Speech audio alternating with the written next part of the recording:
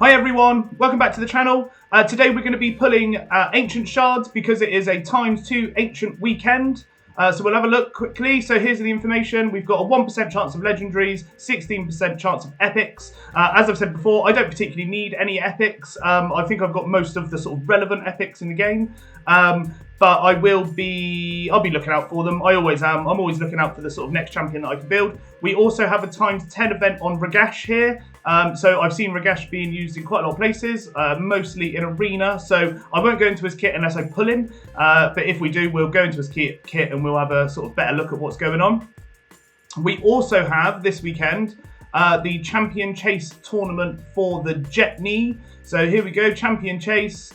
We need 2,500 points to get all of the shards here. I've pulled some mystery shards, but I haven't pulled anything else yet. I've been holding off. I really wanted to pull them last weekend, last night. I really wanted to pull them last night, but I just couldn't record it, and apparently people like seeing my reaction when I pull Legendaries. So there we go, guys. What I'll do, I will pull these 101, and then we'll move on to the other account, and we'll pull, I think I've got maybe 50, 60 on the other account. I pulled them all last weekend for the Jetni summoning event. I didn't have enough sacreds. I used them all in the last sacred shard pull ×2. So I had to use all of my shards, which was absolutely devastating and not something I like doing. But there we go. What we'll do, guys, is we'll get straight into the pulls and we'll see how we go. Guys, before we get pulling, I do just want to mention, if you like watching my content, please like and subscribe to this channel. I've got around 45 subscribers on this channel. My next aim is 50,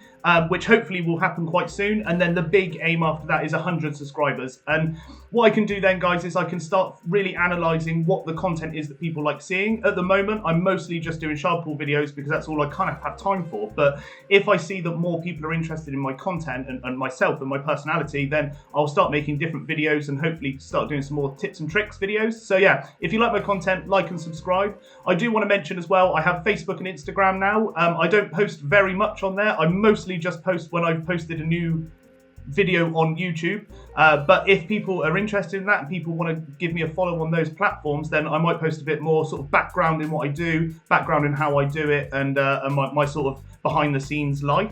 I've also become producer George on the Steve Kalish Show podcast. So if you want to hear more of me and sort of like-minded people like me, please go and check them out. They're on Spotify and all those normal podcast platforms, and they're also on YouTube. So give them a look. But I think that's probably enough plug-in for now. I've done my own my thing. This is what I want to do. I want to grow my YouTube channel, so it's really important for me that I sort of get that in there. But enough of that. Let's get into the shard pulling. So we've got a little bit of room. I couldn't make more because I'm sort of prepping for the champion training event. So I've got some food going on I don't want to get rid of just yet.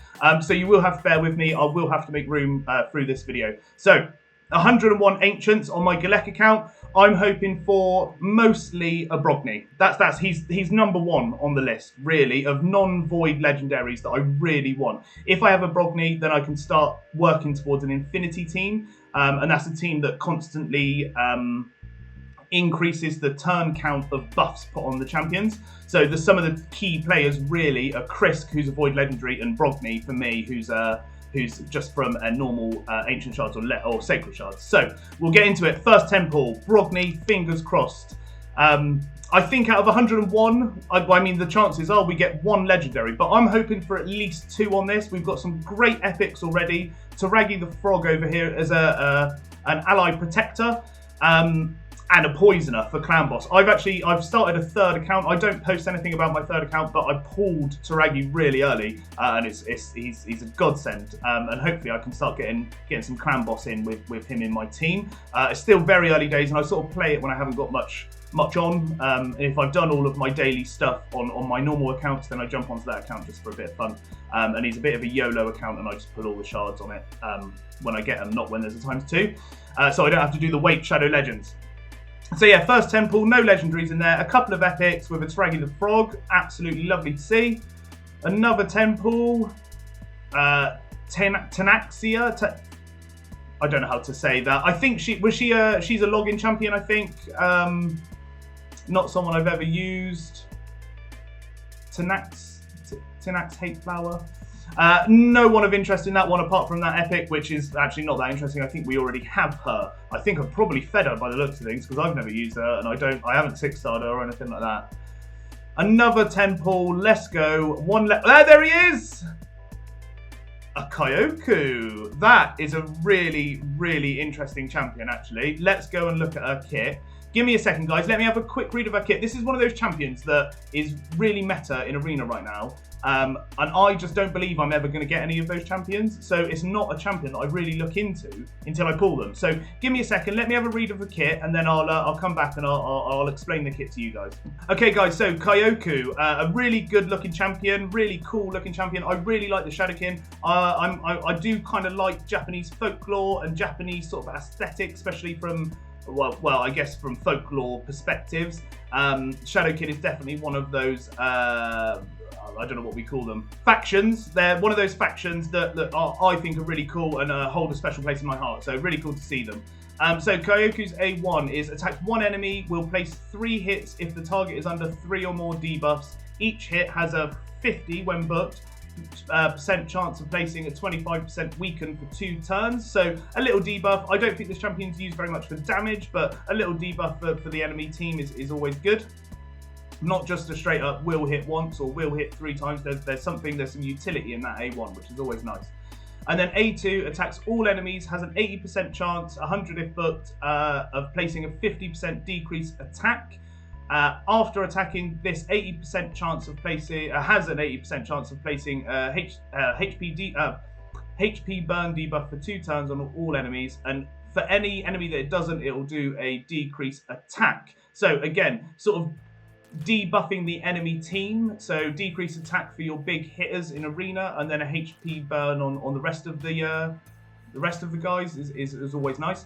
And then on the A3, which is I guess the big one, the A3 and the passive go quite hand in hand together by looks of things. So places a 50% ally protection buff on all allies except this champion.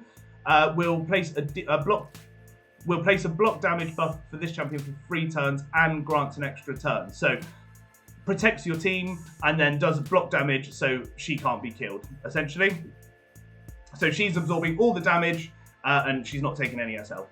And then on the passive, every time this champion is hit with a critical hit, heals all allies by 15% of their max HP, then places a 60% increased defense buff on all allies for 2 turns. So this is the one that keeps everyone alive. This is why she's used in arena defense, and then has ally defense in all battles by 30%. So there we go, first legendary, and I think I'm probably 30 or 40 shards in, so pretty happy with that. Let's carry on. Now Kyoku's one of those champions I never thought I'd get her. I don't know if I'll build her. I'll build her to 60, but I don't know if I'm gonna use her. As I've said before, my arena team is more of like, I use a blender team on this account, and I just work through my arena coins for the day, just so I can build up my gold bars. No one of interest on that temple. Yeah, just so I can build up my Great Hall, really. I'm not very competitive in Arena, but potentially if I've built up my Great Hall, and I've done some of the sort of PvE content that I want to complete, like Doom Tower, maybe then I will start looking at Arena to be sort of competitive in. I just don't think I really have time, to be honest. Ugo in that pool, a great champion. We all know about Ugo. I'm not going to go into Ugo's kit. Right, I need to make some room, guys, so bear with me and I'll be right back. Okay, guys, 50 more Ancient Shards to pull, so let's get into it. I nearly pulled Mystery Shards then. That was close. That would have ruined my mood for pulling shards, I tell you that. I would have to then go back into my tavern and get rid of all of the trash. Another Taragi the Frog. I think another Pitless one, and a Jotun, no one else of interest. Metal Shaper, good for if you're sort of early on in Doom Tower for the Scarab boss. Because he's got a shield on a 2 turn. So if you make him the fastest person in your team, he can place that shield quicker than anyone else. But he's quite squishy and quite hard to keep alive in later Doom Tower content. No one of interest on that one, maybe a bit of Hell Freak. Is it Hell Freak that has the... Nope. Hell Freak, not that interesting. I was thinking of someone else. On to the next lot. If we can get another legendary, I'll be pretty happy with that. I will be pretty happy. I just, with my luck, my luck for pulling shards has never been that good. I don't think I've actually pulled a legendary on this third account that I was talking about earlier. I don't think I've ever pulled a legendary on it. So yeah, my luck's been never good. Nothing of interest in that one. Maybe the Cornelia that was in the corner. People rave about Cornelia, and actually I did use her in Faction Wars quite a lot. But yeah, not a champion I've necessarily used since Faction Wars. No one of interest in that 10 pool. Of course, it's not looking good. Let's see what another legendary. There we go. A Bad L. That's my second Bad L on this account. Bad L is a really good champion, actually. He's actually my favourite champion skin in this whole game. I used to play a game called Guild Wars 2, and I had a Necromancer in that game, and it was a really weird Necromancer. If you know anything about MMOs, I was a Clothy, but Guild Wars 2 got rid of the sort of the three-way thing, the DPS, tank, and healer. And I had a Clothy Necromancer, but he was more of a tank than anything else, and I don't really know how I got to that build. But yeah, Bad L, one of my favourite champions in the game, probably my favourite champion in the game. I built him, I've got him to level 60, and I have never, ever used him. It's kind of outrageous, really. But yeah, great champion, great skin, my favourite champion. It looks like he's going to be featured in the Call of the Arbiter. In the trailer, there's a scene of Bad L, so hopefully he's quite heavily involved. That'd be really cool. So on his A1, he's got attacks all enemies, heals this champion by 20% of the damage inflicted. When ascended, he does exactly the same, but he heals all champions on your team by 20% of the damage inflicted.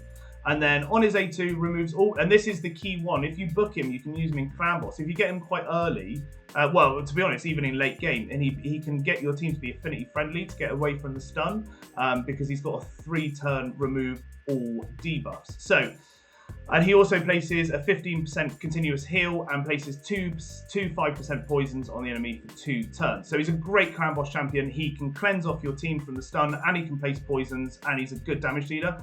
We've also seen him in more recent times. He's been a really good solo dungeon champion because he does the poisons, the self heals, and he's just all round a great champion. And then on his passives, all allies inflict 20% more damage against targets under poison. So great champion, and then he's got increased crit rate in all battles. So quite a simplistic kit, but quite effective, and really still quite relevant in the game. So I don't know if I'm gonna like plus one my Bad L or anything like that. He's probably just gonna go in my faction Guardians until I have more. I'm definitely not in a position to be +1 in or +2 in any champions anytime soon. So yeah, Bad L, pretty happy with that. That's 2 legendaries out of 101. And there's the last one. We'll pull that.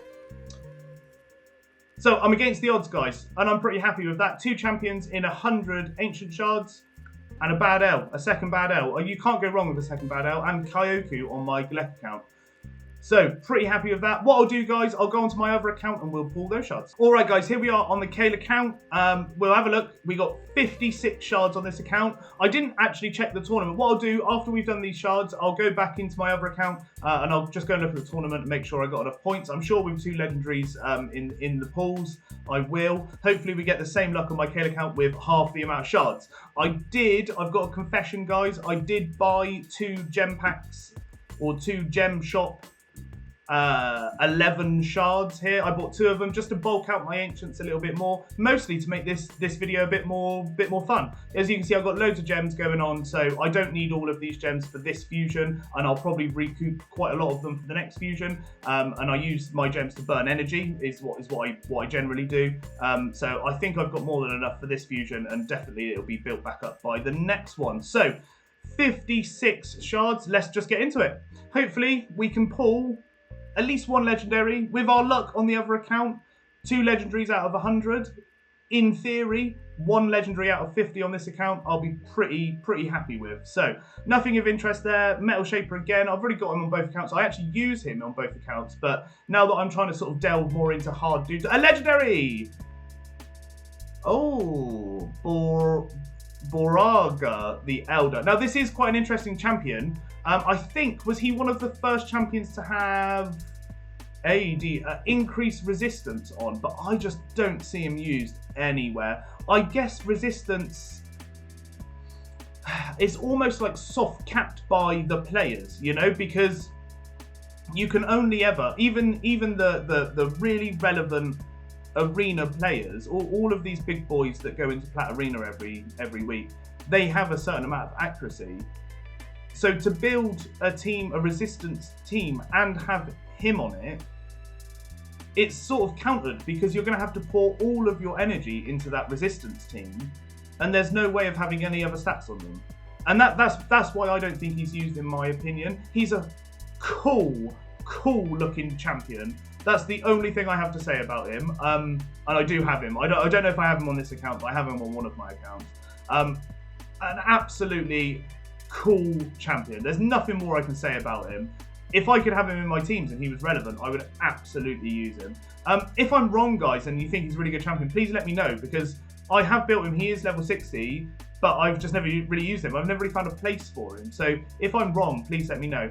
We'll just jump into his quick kit really quickly, and we'll just have a look. So attacks one enemy, has a 50% chance of placing a 60% increase defense buff on one of the allies for one of the allies with the lowest HP.